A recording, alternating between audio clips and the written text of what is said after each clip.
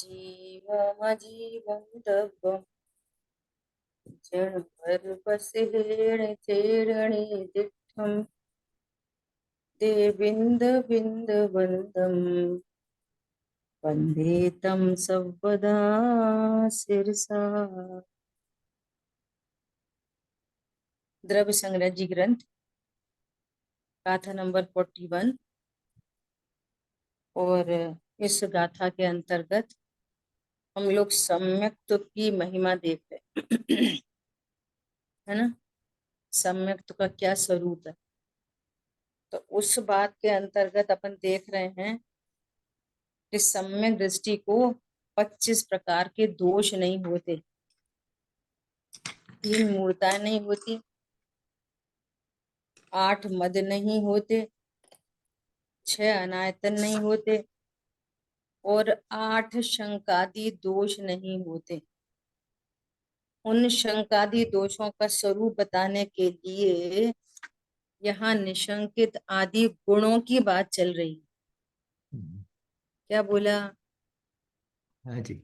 सम्यक जी को शंका कांक्षा आदि दोष नहीं होते, तो उनका गुण बताए जा रहे हैं कि वे निशंकित गुण होते हैं उनमें, निशंकित निकांक्षित आदि, है ना। तो यहाँ बात आई कि निशंकित अंग मतलब तो निश्चय से और व्यवहार से।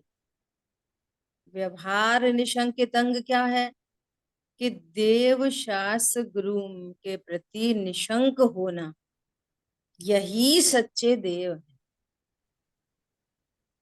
सच्चे देव ऐसे ही होते हैं, वीतरागी सर्वज्ञ होते हैं।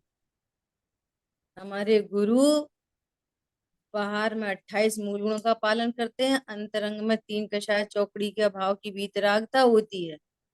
वे ही सच्चे गुरु हैं। अनेकांतमयी साधवाद शैली से बताने वाले जो शास्त्र हैं, वे ही हमारे शास्त्र हैं। हाँ जी। तो देव शास्त्र गुरु के प्रति निशंकता, ये तो है व्यवहार निशंकित अंग। लेकिन निश्चय निशंकित अंग क्या है कि अपने स्वरूप में निशंक होना। मैं शरीर हूं कि आत्मा हूं, ऐसा नहीं, मैं आत्मा ही हूं, मैं अकर्ता ही हूं, मैं परिपूर्ण ही हूं, ऐसी अपने बारे में निशंकता। तो निशंकित अंग क्या हुआ दोनों मिला के। कि हाँ, निशंकित अंग हुआ। यहाँ पर निश्चय निशंकित अंग की परिभाषा क्या लिखी? शुद्धोपयोग रूप निश्चय रत्नत्र की भावना वही निशंकित गुण है। अर्थात जो अनंतानुबंधी के अभाव रूप जो सम्यक चारित्र की परिणति है, सुनना बहुत ध्यान से, वही निशंकित अंग है। निज शुद्धात्मा के आश्रय से जो आनंद प्रकट हुआ है, कोई शंका नहीं रही है, उसका नाम है निशंकित। आई बात ख्याल में?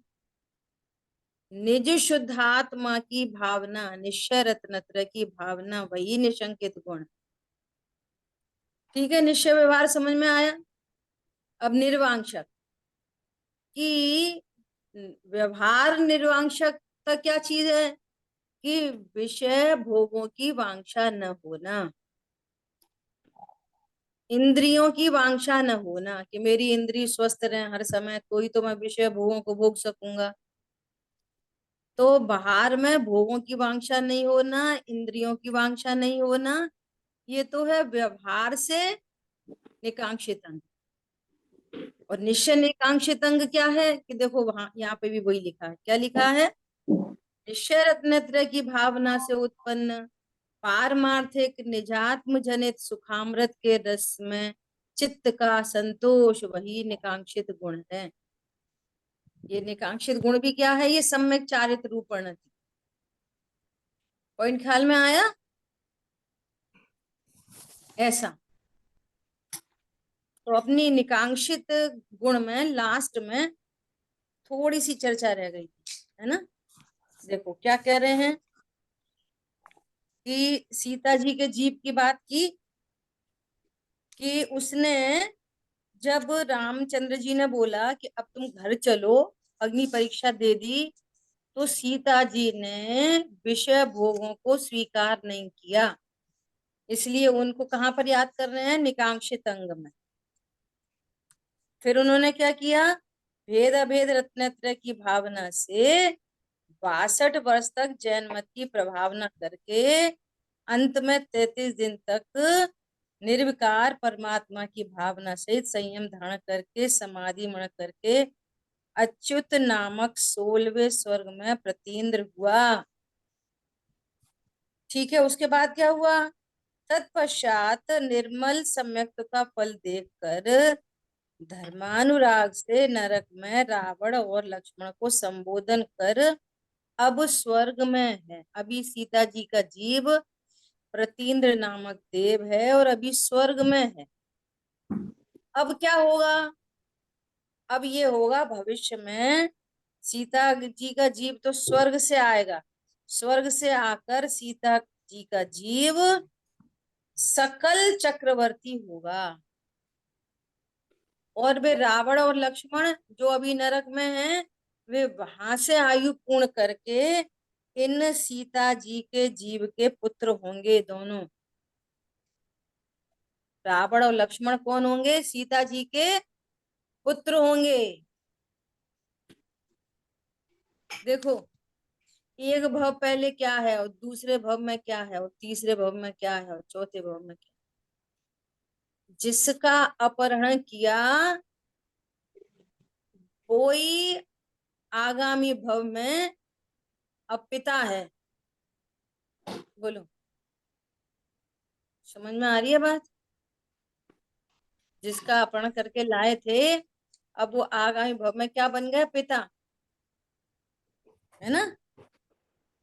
फिर पश्चात तीर्थंकर देव के पाद मूल में अपना पूर्व भव देखकर परिवार सहित दोनों पुत्र तथा सीता का जीव जिन जिन दीक्षा लेकर भेदा भेद रत्नत्रय की भावना से पंचम अनुत्तर विमान में तीनों अहमिंद्र होंगे। यहाँ वे चक्रवर्ती, सकल चक्रवर्ती, और ये नरक से आए हुए दोनों जीव, ये सम्यक दृष्टि होंगे, भेदा भेद रत्नत्रय की आराधना करेंगे। कौन बताएगा भेदा भेद रत्नत्रय क्या होते हैं? बोलो। लास्ट क्लास में चर्चा हो गई थी, भेदा भेद निश्चय रत्नत्रय। दीदी, निश्चय और व्यवहार। हाँ, अभेद रत्नत्रय सो निश्चय और भेद रत्नत्रय सो व्यवहार। ठीक है, अब भेद रत्नत्रय का स्वरूप कहो। भेद रत्नत्रय मतलब, व्यवहार रत्नत्रय मतलब, बोलिए प्रतिभा, बोलिए। जी, मतलब ये भेद से वस्तु को देखना, हाँ, और निश्चय में मतलब ये मैं अभेद अनंत गुणों का पिंड हूँ। तो इस तरह से कैसे देखेंगे? वेद से देव कैसे शास्त्र देखेंगे? गुरु की श्रद्धा वो व्यवहार, हाँ, पूरा लगाओ, अकेली श्रद्धा नहीं, तीनों लगाओ, रत्नत्रय। ज्ञान दर्शन चारित्र, हाँ, तीनों। तीनों की सच्ची श्रद्धा वो व्यवहार, और हाँ, अपने आत्मा ज्ञान ज्ञान दर्शन ज्ञान चारित्र का अनुभव वो निश्चय गड़बड़ हो गई। हो गए। दर्शन ज्ञान चारित्र का अनुभव नहीं, शुद्धात्मा का अनुभव। शुद्धात्मा का दर्शन ज्ञान चारित्र की पर्याय तो अनुभव करेंगी। पहले और तो बोलती थी, आप क्या नहीं बोला? बोलती। अशुद्धात्मा हरी का बात समझ। अनुभव, हाँ जी, शुद्धात्मा का हाँ, अनुभव वो ऐसा निश्चय निश्चय। और उससे पूर्व जो देवशाग गुरु का ज्ञान श्रद्धान आचरण है, वो व्यवहार है। उनके प्रति विनय भक्ति है। विच्छेद द्रव्य सात तत्व का ज्ञान श्रद्धान, कषाय की मंदता है। फिर विकल्पात्मक स्वपर का ज्ञान, फिर विकल्पात्मक ही आत्मज्ञान, आत्म श्रद्धान, ये सब व्यवहार है। ये सबको भेद बोलते हैं, भेद रत्नत्रय। और अभेद रत्नत्रय शुद्धात्मा का आश्रय। अनुभव ठीक है, ऐसा। ये सम्यक दर्शन को भी तो ऐसे ही कहा है कि व्यवहार सम्यक दर्शन, निश्चय सम्यक दर्शन। उसकी भी तो जो परिभाषा यही आती है। व्यवहार सम्यक दर्शन है वही उसी का ही दूसरा नाम भेद रत्नत्रय, यही बात चल रही है। अच्छा अच्छा अच्छा अच्छा। अब भेद ठीक ठीक, वो रत्नत्रय मेरा, कहो निश्चय रत्नत्रय कहो एक ही हाँ बात, वो मेरा शायद निकल गया। सही सही, ठीक दोनों है एक ही बात। ऐसा। हम्म हम्म। तो कह रहे हैं ये निश्चय व्यवहार रत्नत्रय की भावना से पंचम अनुत्तर विमान में तीनों अयमिंद्र होंगे, भविष्य में भी होंगे। अभी सीता जी का जीव स्वर्ग में है, रावण और लक्ष्मण नरक में है, वो स्वर्ग से आएंगी और ये नरक से आएंगे, तीनों पिता पुत्र की तरह होंगे और फिर तीनों आराधना करेंगे और आराधना करके पूर्ण नहीं होगी तो अहमिंद्र उसमें अहमिंद्र होंगे तीनों। फिर क्या होगा, वहां से वापस आएंगे तो रावण तीर्थंकर होगा और सीता उनका गणधर होगा और लक्ष्मण घात की खंड द्वीप में तीर्थंकर होगा। देखो ये 4-5 भवों से ये जीव साथ साथ चले आ रहे हैं, Right. ठीक है। इस प्रकार व्यवहार निकांक्षित गुण जानना, ये व्यवहार निकांक्षित गुण है, ठीक है।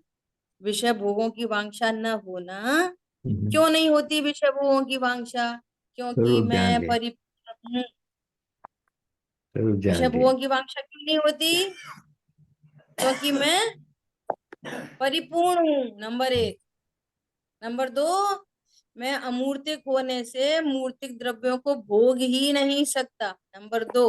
नंबर 3, उनके भोग के काल में जो सुख है वो उनसे नहीं आ रहा, मेरी ही पर्याय है, नंबर 3। पॉइंट पकड़ में आ रहा है, इसलिए उनको भोगों की वांछा ही नहीं होती, ठीक है। तो ये तो क्या हो गया, व्यवहार एक बात, निकांक्षित अंग। हाँ, और निश्चय एक निकांक्षित बात, अंग क्या होगा, एक बार फिर मैं से। परिपूर्ण हूं पर को भोग नहीं सकता, मैं अमूर्तिक हूं और मूर्तिक में से मेरा सुख का संबंध नहीं, भोग के काल में भी जो सुख है वो मेरी पर्याय है, वो पर में से नहीं आती। आई बात ख्याल में, ऐसा। तो ये व्यवहार निकांक्षित अंग है। निश्चय निकांक्षित अंग क्या हुआ, वही शुद्धात्मा की भावना, शुद्ध रत्नत्रय की उत्पत्ति, निश्चय निकांक्षित अंग। पॉइंट पकड़ में आ रहा है। अब कोई ऐसा प्रश्न करे, कोई ऐसा कहे, क्या कहे कि जो जो शुद्ध रत्नत्रय है ना, सम्यक दर्शन ज्ञान चारित्र, तो चारित्र गुण की जो शुद्ध परिणति है वही तो निशंकित अंग है, और चारित्र गुण की शुद्ध परिणति है वही निकांक्षित अंग है। तो ये नाम अलग अलग क्यों है, अपेक्षा है। वही तो निर्विकित चिकित्सा अंग है, वही अमूढ़ दृष्टि है। वो एक शुद्ध परिणति के ही ये अनेकों नाम है। आई बात ख्याल में, शुद्ध परिणति कितनी है, एक, उसी के ये नाम है। अब सुनो, शंका का अभाव हुआ इसलिए उसी परिणति का नाम क्या रख दिया, निशंकित अंग। कांक्षाओं का अभाव हुआ और निकांक्षित। अपनी परिपूर्णता का भान हुआ तो उसी परिणति का नाम है निकांक्षित अंग। अपेक्षा समझ अनुसार में है आ गई बात? जिस दोष को बताने जा रहे हैं, जिस दोष का अभाव हुआ है तो उस परिणति का वही नाम रख दिया। हाँ जी। शंका का अभाव हुआ तो सम्यक चार की परिणति को क्या कहा, निशंकित, ठीक है। कांक्षा का अभाव हुआ तो उसी सम्यक चार की परिणति को क्या बोला, निकांक्षित। जैसे क्रोध का अभाव हुआ तो उसी परिणति का नाम है उत्तम क्षमा। मान का अभाव हुआ, मान के पर्सपेक्टिव से देखेंगे तो उसी परिणति का नाम है निर्मानता, मार्दव अंग, मार्दव धर्म। पॉइंट पकड़ में आ रहा है किसी को? बिल्कुल दीदी, 10 धर्म। हाँ, ऐसे 10 धर्म घटित होंगे। अब सुनो गजब की बात, बहुत इंपॉर्टेंट बात। कि ये जो अंतरंग में वीतरागता है, ये क्या है? आत्मा की शुद्ध परिणति, आनंदमयी परिणति, अमूर्तिक परिणति है। अभी हमको आनंद चल रहा है, ये कैसे पता चलेगा? कैसे पता चलेगा? तो उस आनंद को, उस वीतरागता को किससे बताते हैं? शरीर की क्रिया से और परिणामों से बताते हैं। ये मजबूरी है। हमको बतानी क्या है? हमको मतलब आचार्यों को, भगवान को क्या बताना है? वीतरागता बतानी तो ये है कि इन्होंने स्वरूप का आश्रय किया और इनकी परिणति में वीतरागता प्रकट हुई, शुद्ध रत्नत्रय प्रकट हुए, है ना? तो देखो ये बाहर में कितने निशंकित है। कोई इनको बोले सुनो तुम्हें जान से मार डालेंगे, वे निशंक है, मैं मरता ही नहीं। पॉइंट समझ में आया? जी। ऐसी निशंकता। तो अब ये जो अंतरंग में निशंकता, उसको कैसे बताएंगे? ऐसे बताएंगे कि उसको किसी ने धमकाया और वो डरा नहीं।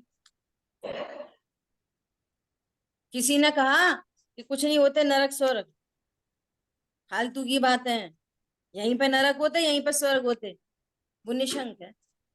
भगवान ने बताया, मुझे भगवान के प्रति निशंकता है, भगवान ने बताया नरक स्वर्ग होते हैं, तो वो निशंकता से श्रद्धा करता है, क्योंकि ये भगवान की वाणी है। तो उस निशंकता को किधर से बताएंगे? इन परिणामों से बताएंगे, शरीर की क्रियाओं से बताएंगे। बताना क्या है? वीतराग। बताना क्या है? निशंकित गुण बताना। पकड़ रहे आप लोग? अरे जी दीदी। उनके सामने, अंजना सती के सामने इतनी बार विषय भोगों के प्रसंग बने। राजाओं, बड़े बड़े राजाओं ने सेठों के पास गई, है ना? और सेठों ने कितना कितना उसको प्रलोभन दिया, हम तुम्हें रानी बना देंगे, हम तुम्हें सेठानी बना देंगे, ऐसा खिलाएंगे, ऐसा पिलाएंगे। लेकिन उसने भोगों को स्वीकार नहीं किया। तो ये क्या कहलाएगा? व्यवहार निकांक्षित अंग। निश्चय निकांक्षित अंग क्या क्या है? अरे मैं परिपूर्ण स्वरूप हूँ, पर को भोग नहीं सकता, मैं भोगों से मुझे क्या लेना देना? इसलिए भोगों को स्वीकार नहीं किया। क्यों नहीं स्वीकार किया? अंतरंग में उसको निश्चय निकांक्षित अंग था, जो वीतराग स्वरूप है, अमूर्तिक परिणति है। पर पर्पस अमूर्तिक परिणति को दिखाना है, न कि ये बताना। अब उसको बताएं किधर से? उसको ऐसे ही बताएंगे इधर से। जब रामचंद्र जी ने बाद में कहा क्या, अग्नि परीक्षा के बाद, हे सीते अब तुम घर चलो, महलों में चलो, तो सीता जी ने विषय भोगों को स्वीकार नहीं किया। ये जो चर्चा चलेगी ना शरीर सापेक्ष, ये क्या है? ये तो व्यवहार है। इन्होंने भोगों को स्वीकार क्यों नहीं किया? कि अंतरंग में निकांक्षित अंग था।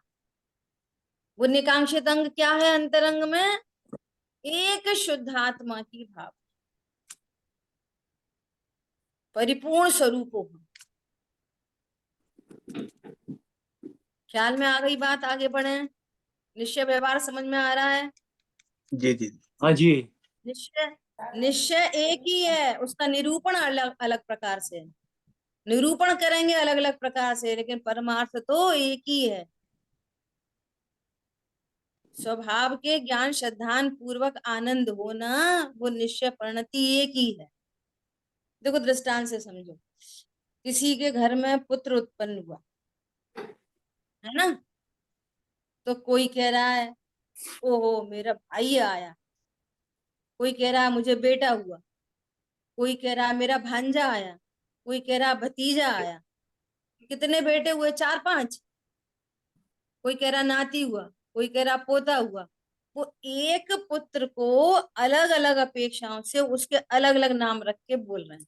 पुत्र कितने हैं? कितने पैदा हुए? एक ही। सम्यक 4 की परिणति कितनी है? वो एक ही। उसी का नाम है निकांक्षितपना, उसी का नाम है निशंकितपना, उसी का नाम है निर्विचिकित्सापना। ठीक है? क्लियर? देखो अभी क्या कह रहे हैं? अब निर्विचिकित्सा गुण कहते हैं। निर्विचिकित्सा है गुण और इसका अपोजिट विचिकित्सा है दोष। तो सम्यक दृष्टि जीवों को ऐसा विचिकित्सा दोष नहीं होता। फिर क्या होता है? गुण होता है। वो कैसा है? भेदा भेद रत्नत्र के आराधक, कोई निश्चय व्यवहार रत्नत्र के आराधक भव्य जीवों की दुर्गंध, खराब आकृति आदि देखकर धर्म बुद्धि से अथवा करुणा भाव से योग्यता प्रमाण ग्लानि छोड़ना, उसे द्रव्य या व्यवहार निर्विचिकित्सा गुण कहते हैं। ये व्यवहार निर्विचिकित्सा गुण है। क्या?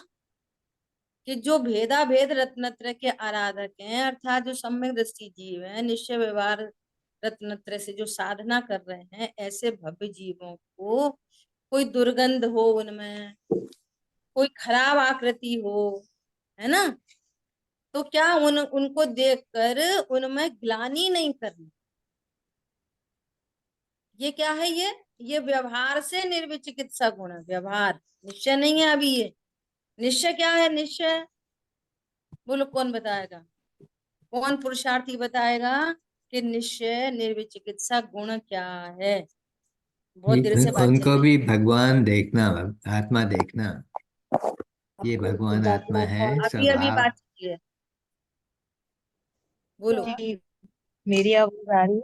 अपनी अपनी शुद्धात्मा का आनंद, अपनी पूर्णता का आनंद। हाँ, ये जो वीतराग पणति है ना, शुद्ध रत्नत्र रूप जो सम्यक चाहत पणति है, वो ही निश्चय निर्विचिकित्सा गुण है। उसको बताएंगे किधर से? इधर से बता रहे, बाहर से।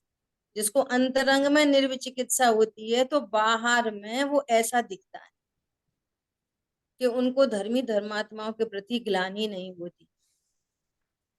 ठीक है? क्लियर हो रही बात? ऐसा। अभी देखो, जैन मत में सब बातें अच्छी हैं, किंतु मुनि को वस्त्र सहित पना, सॉरी वस्त्र रहित पना तथा वे जल स्नान आदि नहीं करते, वही दोष है। ये क्या कर रहे हैं? मुनिराजों से ग्लानि कर रहे हैं। क्या कर रहे हैं? ये कैसे नग्न दिगंबर रहते, ये नहाते धोते नहीं है, ऐसे गंदे। ये क्या है? ये विचिकित्सा दोष। धर्मी धर्मात्मा होगा वो क्या करेगा? उनमें निर्विचिकित्सा होगी। क्यों? भगवान ने बताया है कि मुनिराजों का स्वरूप ऐसा ही होता है। वे नग्न दिगंबर ही होते हैं, वे स्नान आदि नहीं करते। ठीक है? ऐसे कुत्सित भाव विशिष्ट विवेक बल द्वारा छोड़ना। विशिष्ट विवेक बल द्वारा छोड़ना। ये कौन सा है विशिष्ट विवेक बल? भेद विज्ञान द्वारा छोड़ना। भेद विज्ञान द्वारा ऐसी बातों को छोड़ना। ये नग्न दिगंबर क्यों है, ये नहाते धोते क्यों नहीं है, पूरी टेक्नोलॉजी समझना। जब उनको दोष मिट गए हैं, उनको शरीर के प्रति एकत्व मिट गया, ममत्व मिट गया, तीन तीन प्रकार का राग मिट गया, जो देह में बुद्धि नहीं रखते, जिनके सिर्फ एक ही कार्य है ज्ञान ध्यान तपोरकता, वे अपने परिपूर्ण स्वरूप को ही पाना चाहते हैं, अपने स्वभाव का ही आश्रय करते हैं। नग्नता नहीं हो तो हिंसा के तांडव होते हैं। एक वस्त्र भी रखा जाए तो हिंसा का तांडव मचेगा। क्या बोला? फिर स्वाधीन नहीं रह पाएंगे। बोले एक वस्त्र भी रहेगा ना तो फिर क्या करना पड़ेगा? उसको धो, सुखाओ। धोने में फिर क्या पानी लगेगा, साबुन लगेगा। मुनिराज को पानी साबुन से क्या लेना देना? साबुन कहाँ से लाएंगे? फिर याचना करनी पड़ेगी, भैया साबुन की पट्टी खत्म हो गई है, शावकों को बोलो साबुन ला के दो। वो एक कपड़ा ही फट गया तो अब दूसरा कपड़ा के लिए याचना करनी पड़ेगी। और मुनिराज कैसे होते हैं? परम स्वाधीन होते हैं। आ रही बात ख्याल में? तो उनकी नग्नता और उनका अस्नान किसका द्योतक है? अहिंसा का द्योतक है। क्यों? वे अहिंसा के महाव्रती हो गए। अरे जो अपने निमित्त से बने हुए आहार को नहीं लेते, जिस आहार के बिना देह न चले, है ना, देह के लिए जिसका निमित्तता चाहिए, उसके लिए वे इतने स्वाधीन है। तो ये कपड़े लत्ते नहाने धोने की कौन पराधीनता रखेगा? पॉइंट समझ में आ रहा है? 28 मूल गुणों को अगर एक एक शब्द में बोले, 28 मूल गुण इक्वल टू अहिंसा। 28 मूल गुण के पीछे क्या है टोटल? अहिंसा। अहिंसा महाव्रती। तो क्या बोल रहे हैं? विशिष्ट विवेक बल द्वारा ऐसे अज्ञान को छोड़ना, ऐसी विचिकित्सा को छोड़ना। ये नग्न क्यों है, ये मैले क्यों हैं? अरे स्वरूप जानने वाले क्या समझते हैं? बहुदेह मैली सुगुण थैली। क्या है वे? प्रचुर रत्नत्रय के धारक सुगुण की थैली है। बोलो, आपको रत्नों की थैली फटे कपड़े में दी जाए, लोगे कि नहीं लोगे? बोलो। और सारे ढेर भरे रत्न हो, जिनको कभी देखा सुना भी ना हो, और कोई बोले हमारे पास तो हम मखमल नहीं है, कोई अच्छी पैकिंग नहीं है, फटी थैली है और थोड़ी गंदी है, लोगे कि नहीं लोगे? लेंगे लेंगे जरूर लेंगे बोलो। अवश्य। चले। मुनिराज कौन है? अरे बाहर से देह दिख रही है ऐसी, परंतु मुनिराज देह है कि आत्मा है? और वो आत्मा कैसी है? सुगुण थैली। पर्याय में भी गुण प्रकट हुए हैं, चलते फिरते सिद्धों से गुरु हैं, इसलिए उनके प्रति विकित चिकित्सा नहीं होती सम्यक दृष्टि जीवों। ये अज्ञानियों का काम है, ये उठपटांग। ठीक है, अब देखो क्या बोल रहे हैं। और भाव निर्विचिकित्सा कहलाता है। इस व्यवहार निर्विचिकित्सा गुण के विषय में उद्यायन राजा की और रुक्मणी महादेवी की कथा आगम में प्रसिद्ध जानना। ठीक है, निश्चय से तो उसी व्यवहार निर्विचिकित्सा गुण के बल से समस्त द्वेषादि विकल्प रूप तरंगों का त्याग कर निर्मल आत्मानुभूति जिसका लक्षण है, ऐसी निशुद्धात्मा में स्थिति वही निर्विचिकित्सा गुण है। देखो, निश्चय निर्विचिकित्सा गुण क्या है? शुद्ध आत्मा की अनुभूति, शुद्ध आत्मा में स्थिर रहना। निश्चय तो सब में एक ही चलेगा। अब उस निश्चय वीतरागता का स्वरूप कैसा होता है, वो बाहर में उसको क्या क्या लक्षण प्रकट होते हैं, उनकी बाहर से चर्चा है। क्या बोला? अंतरंग में सम्यक दृष्टि जीव की परिणति कैसी होती है, वो बाहर से दिखा रहा है कि उनको धर्मी धर्मात्माओं के प्रति ग्लानि नहीं होती कभी भी। तो उद्यान राजा की क्या कहानी है? देखो, एक उद्यान के राजा थे, है ना, कहानी सुनाते हैं थोड़ी। तो वे सम्यक दृष्टि थे, 8 अंगों का पालन करते थे और निर्विचिकित्सा अंग का पालन में बहुत दृढ़ थे। इतने दृढ़ थे कि उनकी यही महिमा इंद्रों के बीच में, देवताओं के बीच में होने लगी। क्या होने लगी? कि वे तो ऐसे हैं जो मुनिराजों की सेवा में सदा ही तत्पर रहते हैं, है ना। तो उनमें उनकी क्या होने लगी? बहुत प्रशंसा होने लगी। तो प्रशंसा होने लगी तो राजा की ऐसी प्रशंसा सुनकर एक वासव नामक देव था, तो उसको कौतूहल हुआ। उसने सोचा कि मैं एक बार चेक करके आता हूँ, है ना। कुछ होते ना ऐसे देव कौतूहली, उनका काम ही यही है कौतूहल करना। तो है ना, वो उसी राज्य में आए और उन और स्वयं मुनिराज का रूप रखकर, है ना, और उनके घर के बाहर आए। तो उद्यान राजा ने क्या कहा? उनको पूरी नवदा भक्ति से उनका पड़गाहन किया। ठीक है, और बाकी जो नगर के जो लोग थे, तो उनको तो बड़ा कोट टपक रहा था, बहुत दुर्गंध आ रही थी, तो बाकी लोग उनको देख देख के ग्लानि कर रहे थे। लेकिन उदयन राजा, बहुदेह मैली कोड़ से ढकी, अंदर सुगुण थैली, ओहो मेरे घर मोक्ष मार्ग आया है, ऐसे प्रसन्नता से उन्होंने उनका पड़गाहन किया। और जब पड़गाहन किया तो आहारचर्या शुरू हो गई। तो आहारचर्या होने पर उन्होंने क्या किया, उन्होंने वॉमिट कर दिया।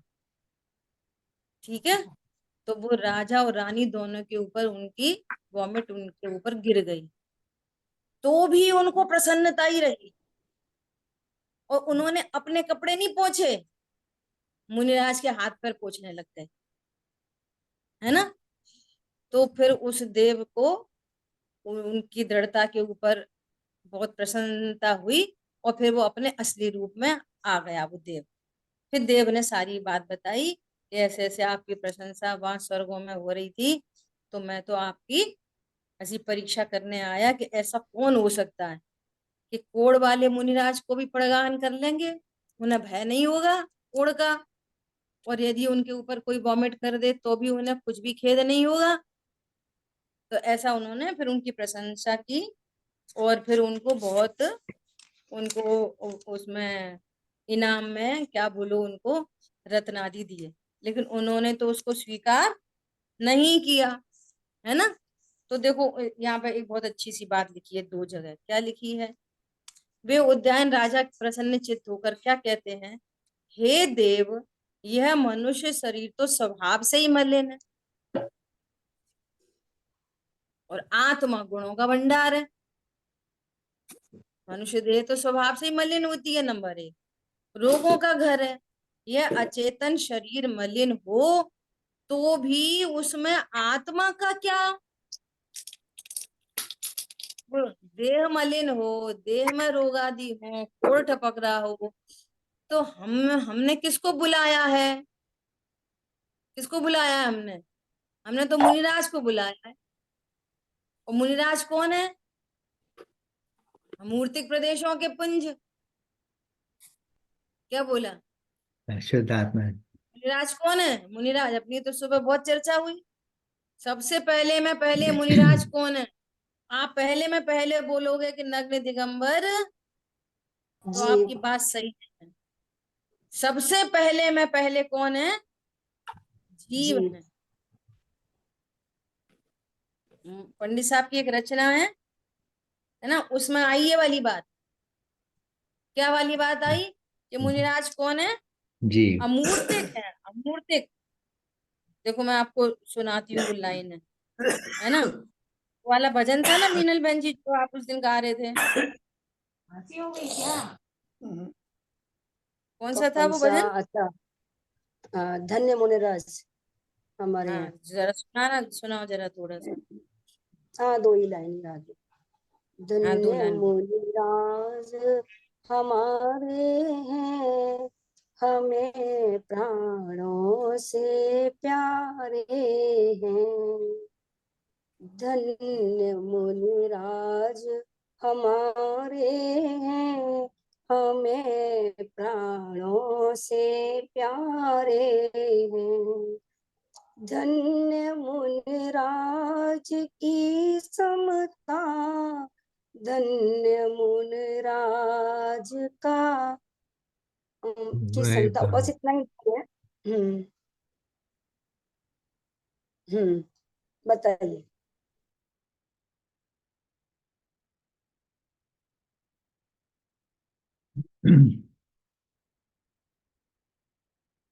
दीदी आपका म्यूट हो गया, प्लीज अनम्यूट कर लीजिए।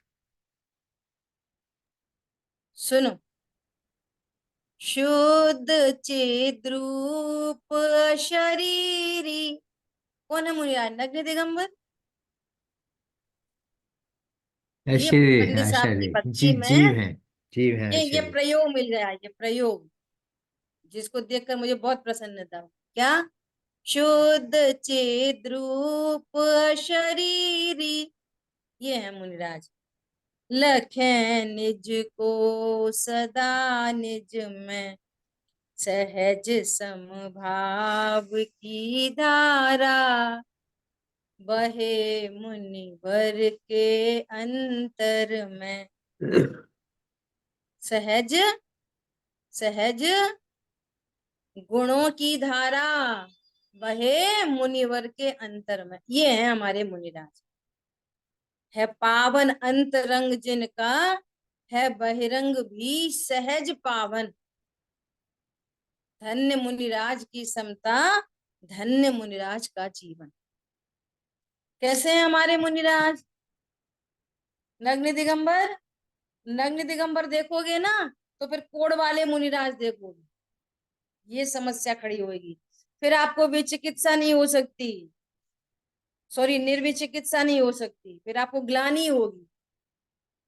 क्या कहा? ये ग्लानि कैसे मिटेगी? कि जब हम देह से भिन्न भगवान आत्मा देखेंगे मुनिराज को, छिद्र चिद्रूप शरीर। देह वाले देखेंगे तो कोड़ी देखेंगे, काले देखेंगे, छोटे देखेंगे, बिना नहाए देखेंगे, बड़े देखेंगे, ये देखेंगे। फिर क्या होगी? विचिकित्सा। और निर्विचिकित्सा कैसी होगी? अंतरंग में कैसे हैं? शुद्ध चिद्रूप अशरीरी, अनंत गुणों के वे धनी। ये देखोगे फिर आप, ठीक है। सो क्या कह रहे हैं?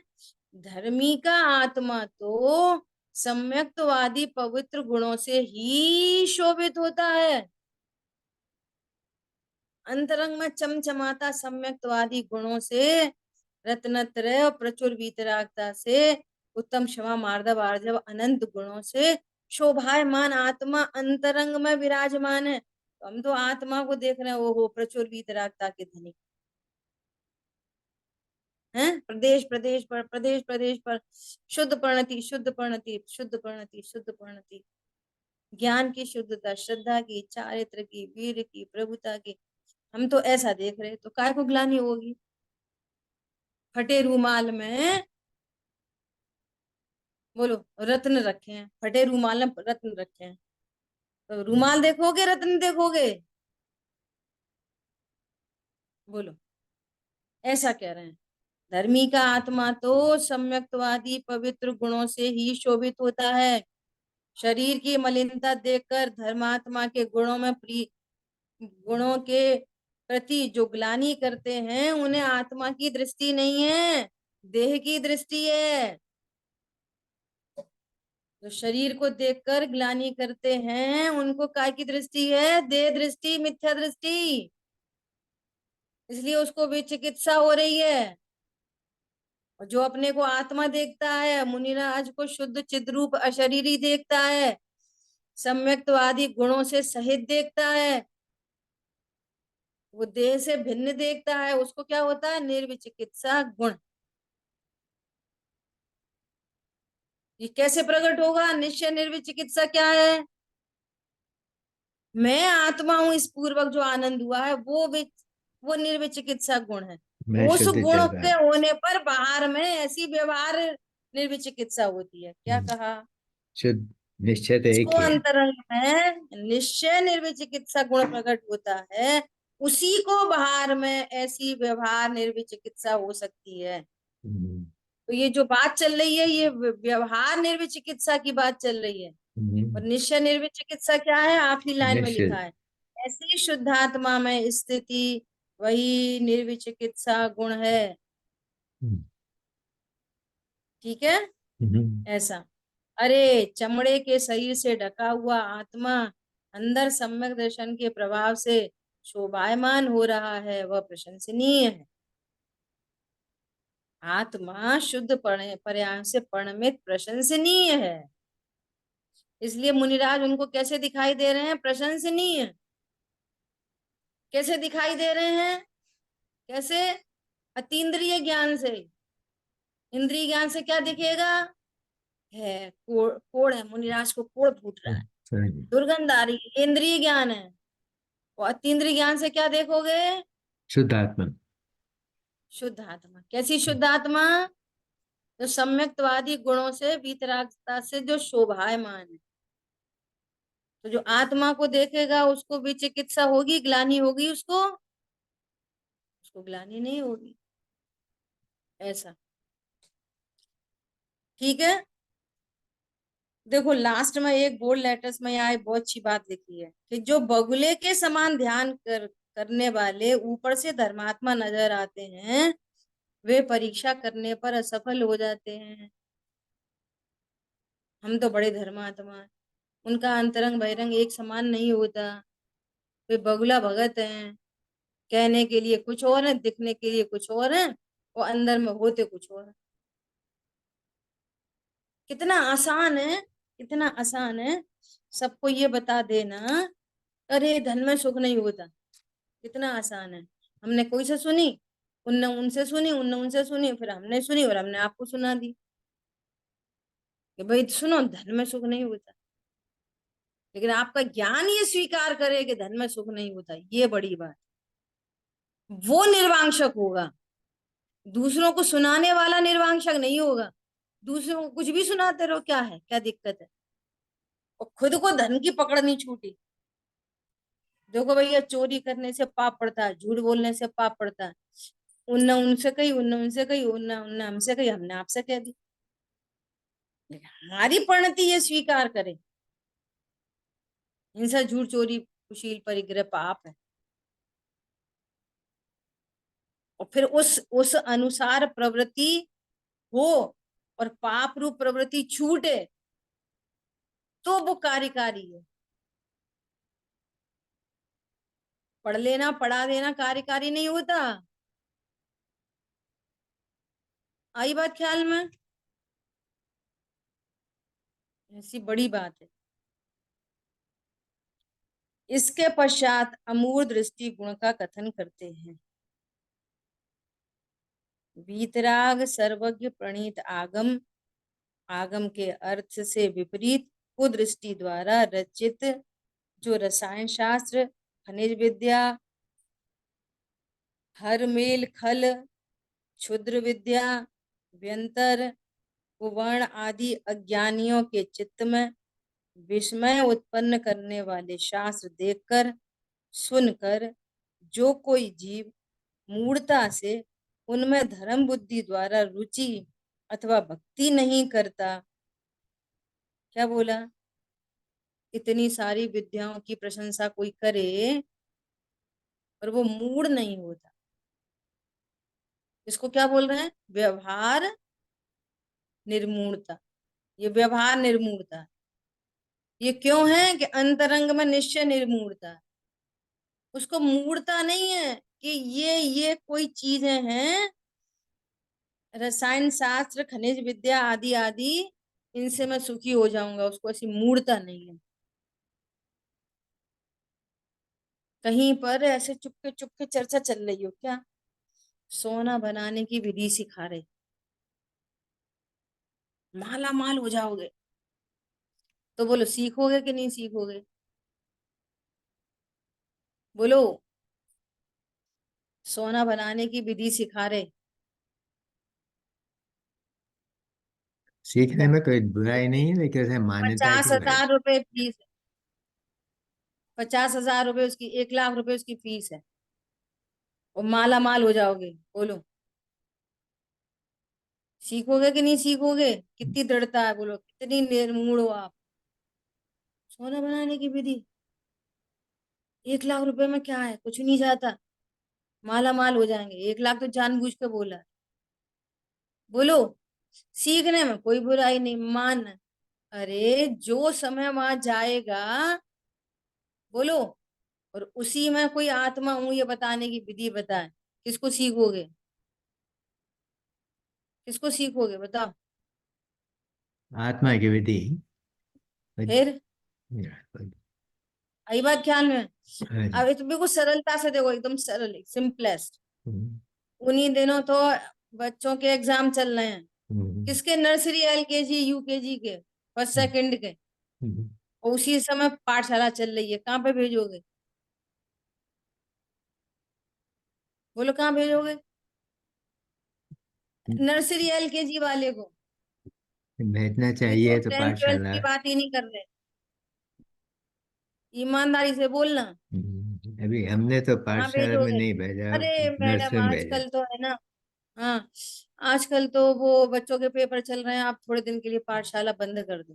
हम्म, बोलो, ये मूर्ता है, मूर्ता, मूर्त है जी, ये हमने की है। मूर्ता है ये। हाँ, जो तुम्हारे पारमार्थिक सुख का साधन है उसमें तो रोक लगाई है, और जो अनंत भवों में रुलाएगा वहां की खुली छूट है। क्या बोला? अरे संस्कार बिना की सुविधाएं पतन का कारण है, पतन का। संस्कार बिना की सुविधाएं किसका कारण है? पतन का कारण है। और जो संस्कारित होते हैं सुविधाएं उनके आगे पीछे घूमती हैं, ये पता ही नहीं है। और रिजल्ट भी दिख भी रहे हो ना, किसी किसी के रिजल्ट भी दिख रहे हो तो भी भरोसा नहीं है।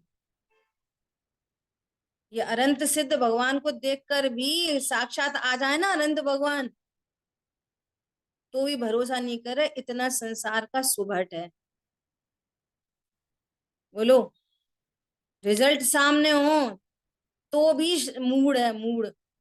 ऐसे अज्ञानी जीव मूड होते हैं, और सम्यक दृष्टि निर्मूढ़ होते हैं, अमूढ़ दृष्टि अंग होता है उनको।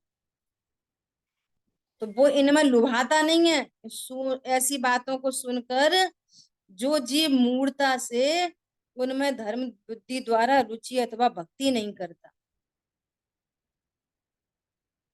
छठ अनायतनों में लगा लेना है ना, क्या ऐसे सप्त व्यसनी सेलिब्रिटी आदि आदि लगा लेना, उनकी कभी अनुमोदना नहीं करता। क्या बोला? सप्त व्यसनों की कभी, व्यसनी जीवों की कभी अनुमोदना नहीं करता। क्यों? अशरीरी सिद्ध भगवान आदर्श तुम ही मेरे, उसके अलावा मेरा कोई आदर्श नहीं है। कौन है हमारे आदर्श? बोलो, विराट कोहली, सचिन तेंदुलकर, अमिताभ सिद्ध बच्चन, सिद्ध नरेंद्र भगवान, मोदी? सिद्ध भगवान नहीं, सिद्ध कोई भगवान। नहीं, सब पापी हैं। गलती से भी उनकी तारीफ नहीं करना, गलती से भी उनकी अनुमोदना नहीं करना कभी भी। ठीक है, समय हुआ है, शेष चर्चा आगे कर। जिन वाणी के ज्ञान से सूझे लोकालोक, सो वाणी मस्तक नम सदा दे तू हम। बोलिए द्वाशांग मई जिनवाणी माता की जय। जय जिनेन्द्र जय सभी। हो, जय जिनेन्द्र प्रभु। जय जिनेन्द्र।